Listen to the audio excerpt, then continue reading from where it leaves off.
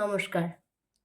আজকে আমি মাধ্যমিকের সিলেবাসের ইংরেজি যে সেকেন্ড টপিকটা আছে, একটা গল্প ফেবেল, সেই বিষয়টাকে নিয়ে আজকে বঙ্গানুবাদ এবং আমি সেটাকে ট্রান্সলেশনের মাধ্যমে বোঝানোর চেষ্টা করছি।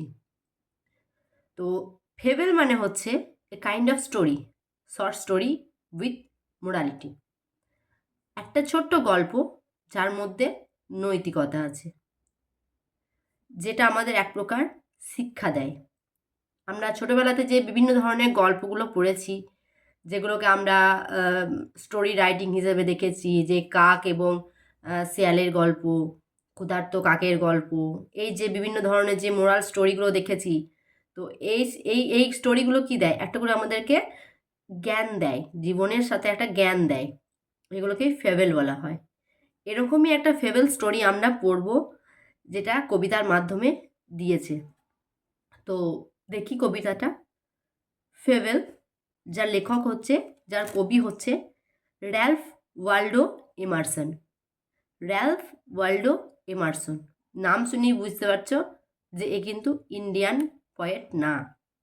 তো দেখি সম্পর্কটা কি বলতে চাইছে। কবি পরিচিতিটা পড়ছি। রাল্ফ ওয়াল্ডো এমারসন, যার জন্ম হচ্ছে 1803 খ্রিস্টাব্দে জন্ম, অ্যান্ড 1882 এবং মৃত্যু হচ্ছে 1882 খ্রিস্টাব্দে। Was an American এসিয়েস্ট, lecture and poet, যে হচ্ছে আমেরিকান একজন প্রবন্ধকর, কবি এবং লেকচারার। লেকচারার মানে হচ্ছে যে বক্তৃতা রাখে, তাকে কি বলে, বক্তা বলা হয়। His famous poems include Concord hymn and Brahma. তার বিখ্যাত যে গ্রন্থগুলো হচ্ছে সেটা হচ্ছে ব্রহ্ম অ্যান্ড কনকর্ড হিম। এরা কবি পরিচিতি সম্পর্কে আমরা জানলাম। এবার যে এই যে ফেবেল যে কবিতাটা দিয়েছে, এটা কি বিষয়বস্তু সেটা কি পড়ব। The poem describes a conversation between the squirrel and the mountain. এই যে বর্তমানে যে আমরা কবিতাটা পড়ব, সেটা একটা কনভারসেশন, একটা কথোপকথন between squirrel and the mountain, কাঠবিড়ালি এবং মাউন্টেনের সম্পর্কে যে একটা কথোপকথন, সেটাকেই আমরা দেখব। The squirrel points out that in this world every being, living or non living, being big or small, have their individual reasons for existence. কবি বলতে চেয়েছেন যে এই পৃথিবীতে প্রত্যেকটা বস্তু, সে ছোট হোক কি বড় হোক, সে জীব হোক কি জড় হোক, প্রত্যেকটা বস্তুর এক্সিস্টেন্স, অস্তিত্বের পেছনে অবশ্যই কোনো কারণ কিন্তু আছে। সে ছোট হোক বা বড় হোক, যে কোনো বস্তুর পেছনেই কিন্তু একটা নির্দিষ্ট কারণ রয়েছে এই পৃথিবীতে টিকে থাকার জন্য। তো এটাই হচ্ছে তার বিষয়বস্তু। এবার ডিরেক্ট আমরা কবিতা লাইনে চলে যাচ্ছি। The mountain and the squirrel had a quarrel. Mountain পর্বত এবং স্কুইরেল, স্কুইরেলস মিন্স কাঠবিড়ালি, এদের মধ্যে একটা ঝগড়া লেগেছে। হ্যাড এ কোয়ার্ল মানে ঝগড়া লাগা, একটা দ্বন্দ্ব হচ্ছে।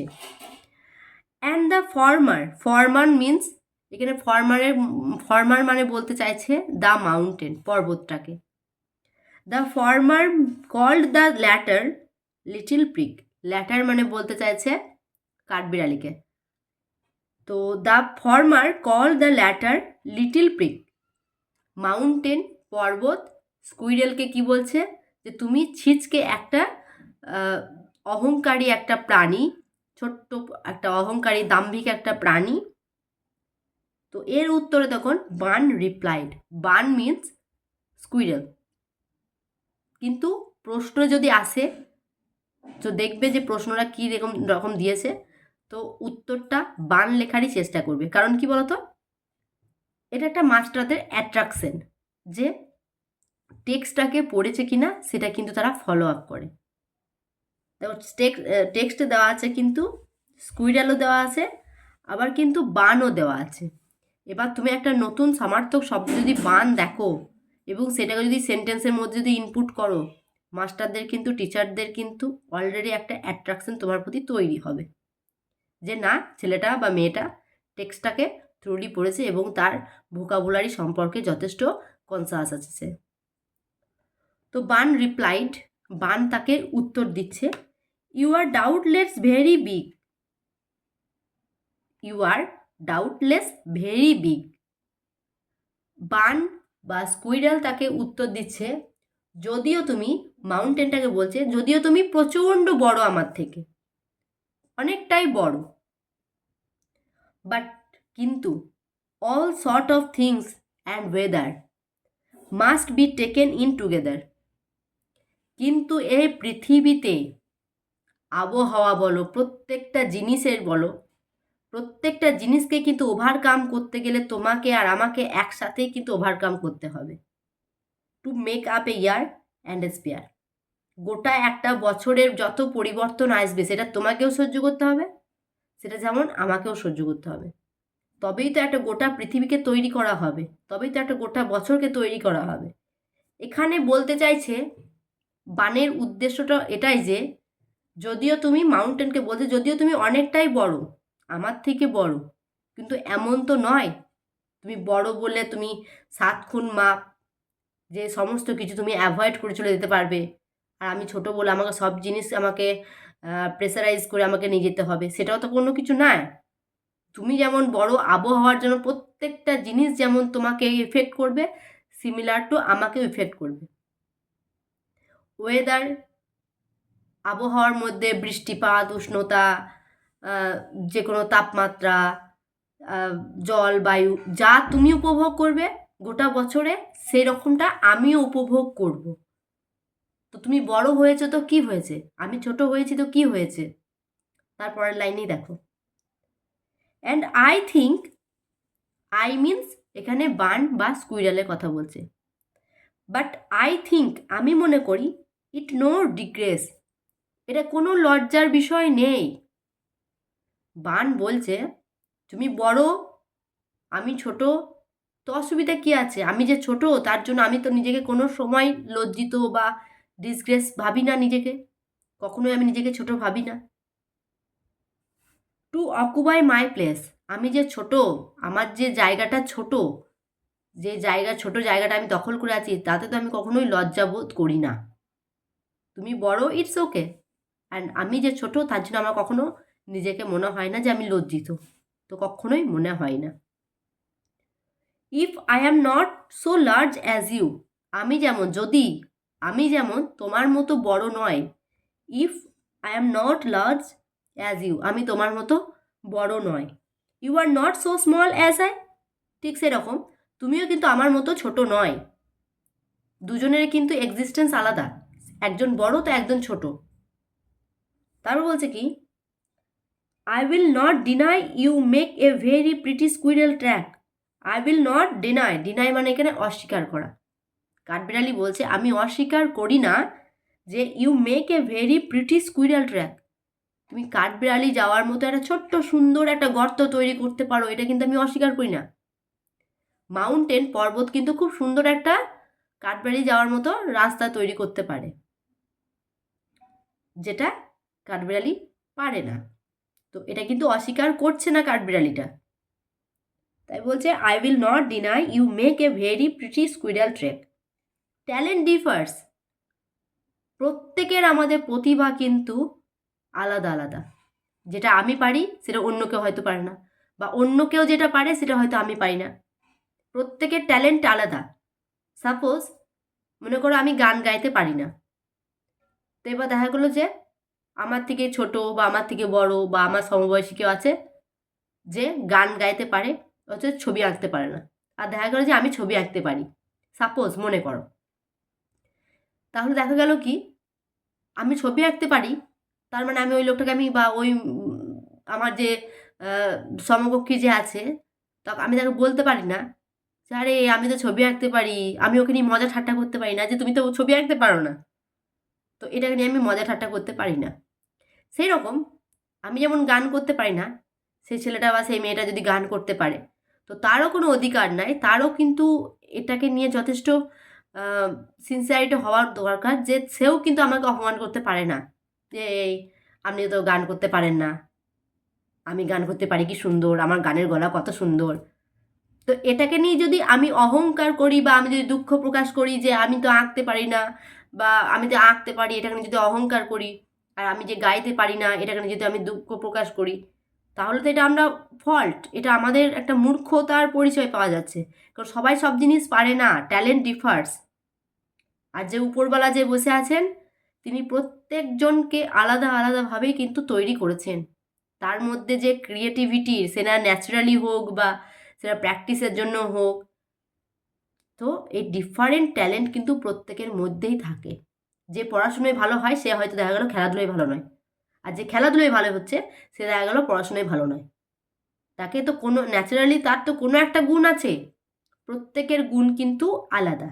এটাকেই বলতে চাইছে talent differs. All is well, আমরা সবাই কিন্তু ভালো। আমরা ওইভাবে বিচার করতে পারি না যে খারাপ, ও পারে না, ও ব্যাড, ও খারাপ, ও পারছে মানে ও ভালো। আমরা কিন্তু ওইভাবে বিচার করতে পারি না, কারণ উই আর অল ওয়েল, আমরা প্রত্যেকে ভালো। ওয়াইসলি পুট, আর আমাদের যে ট্যালেন্টটা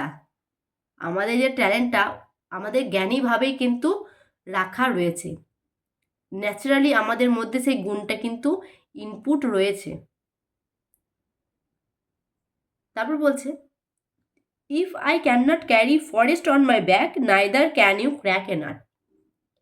তাই বলছে আমি যেমন আমার পিছনে, কাঠবিড়ালি বলছে আমি যেমন আমার পিছনে বনটাকে বয়ে নিয়ে যেতে পারি না, সেরকম মাউন্টেন তুমিও কিন্তু আমার মতো ছোট্ট বাদাম ভাঙতেও পারো না। যদিও তুমি অনেক বড়, তারপর একটা ছোট্ট জিনিস কাজ করতে পারছো না। আর আমি ছোট, আর আমার মধ্যে যথেষ্ট সেই ক্ষমতাটা নাই যেটা দিয়ে আমি একটা পর্বতকে বহন করব। তাই এখানে বলছে যে if I can not carry forest on my back neither you can crack a nut. তাই আমি যেমন, কাঠবিড়ালি যেমন তার পিঠে একটা বন বয়ে নিয়ে যেতে পারে না, জঙ্গল বয়ে নিতে পারে না, সেরকম মাউন্টেনও কিন্তু বড় হওয়া সত্ত্বেও একটা ছোট্ট একটা ফল কিন্তু বা বাদাম কিন্তু ভাঙতে পারে না। এটা কবিতা। এবার এই কবিতার বিষয়বস্তুটা কি সেটা আমি বোঝানোর চেষ্টা করছি। দেখো, ফেবেল মানে আমি আগেই বললাম এটা হচ্ছে একটা মোরাল সমেত একটা স্টোরি, একটা গল্প, যে গল্পটা আমাদেরকে শিক্ষা দেয়। তো এখানে বলতে চাইছেন কবি যে পৃথিবীতে যত ছোট বড় ভালো মন্দ যত জিনিস আছে, প্রত্যেকের কিন্তু আলাদা আলাদা ট্যালেন্ট আছে, আলাদা আলাদা কোয়ালিটি আছে। আমরা কেউ কাউকে জাস্টিফাই করতে পারি না, কেউ কাউকে বিচার করতে পারি না। আমি বড় মানে যে আমি ছোটদেরকে অপমান করতে পারি, বা যে ছোট সে যে ছোট হওয়ার জন্য সে যে তার নিজের জায়গাটাকে অকুপাই করবার জন্য সে যে লজ্জিত, এটাও কিন্তু না।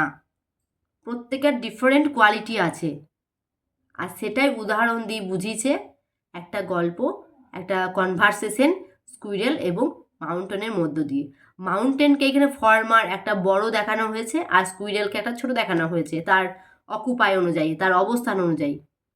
তাই স্কুইরেল যথেষ্ট ওয়াইসলি বোঝানোর চেষ্টা করছে যে তুমি বড়, তুমি ঠিক আছে, তোমার যেমন কাজ আছে আমারও সেরকম কাজ আছে, তোমার যেমন অবস্থানের পিছনে যথেষ্ট একটা ভূমিকা রয়েছে আমারও সেরকম ছোট হওয়ার পেছনে যথেষ্ট বড় ভূমিকা রয়েছে। তাই আমরা বিচার করতে পারি না, গুণের সাহায্যে বিচার করতে পারি না। যেটা আমি পারি সেটা তুমি পারছো না, যেটা তুমি পারছো সেটা আমি পারছি না। অতএব আমাদের ডিফারেন্ট কোয়ালিটি আছে, আর এই গোটা পৃথিবীটাকে কমপ্লিট করতে গেলে তোমাকে যা যা সার্কিমস্ট্যান্স স্ট্রাগল করতে হবে সেম আমাকেও তৈরি করতে হবে। ধরো শীতকাল, এমন তো নয় যে মাউন্টেনকে শীত লাগছে না আর স্কুইরেলকে শীত লাগছে, বা গরমকাল স্কুইরেলকে হয়তো গরম লাগছে না আর ওইদিকে মাউন্টেনকে গরম লাগছে, এরকমটা তো নয়। প্রত্যেকটা সিজন, প্রত্যেকটা ওয়েদারে কিন্তু দুজনকে সিমিলারভাবেই একটা ওভারকাম করতে হবে। তো আশা করব এই টপিকটার সম্পর্কে তোমাদের কোনো অসুবিধা হবে না। তাও যদি অসুবিধা হয়, এখান থেকে সিমিলারিটি কী কোশ্চেন হতে পারে তোমরা পড়ানোর মাধ্যমেই বুঝতে পারছো কোন জায়গাগুলোকে বেশি ইম্পর্টেন্ট দেওয়া হবে, যে কেন স্কুইরাল নিজেকে লজ্জিত ভাবে না, বা স্কুইরেল কী কী কাজ করতে পারে, আর সবথেকে বড় কথা এর বিষয়বস্তুটা কী, বিষয়বস্তুটা যদি আমি বুঝে যাই তো এখান থেকে কোনো কোশ্চেনে কিন্তু আমার আটকাবে না। আর টেক্সটের উত্তর লেখার সময় তোমরা দু একবার স্কুইরেল করতে পারো, আর বা একবার এরকম করতে পারো, the squirrel that is referred as Bun বলেও তুমি কিন্তু এটাকে রেফার করতে পারো। তাহলে কী হবে, এক্সামিনার যে আছে সে কিন্তু তোমার অ্যান্সার রাইটিংটা দেখে যথেষ্ট খুশি হবে। আর এই টপিক নিয়ে যদি তোমাদের কোনো সমস্যা থাকে তোমরা অবশ্যই কমেন্ট সেকশনে আমাকে বলতে পারো।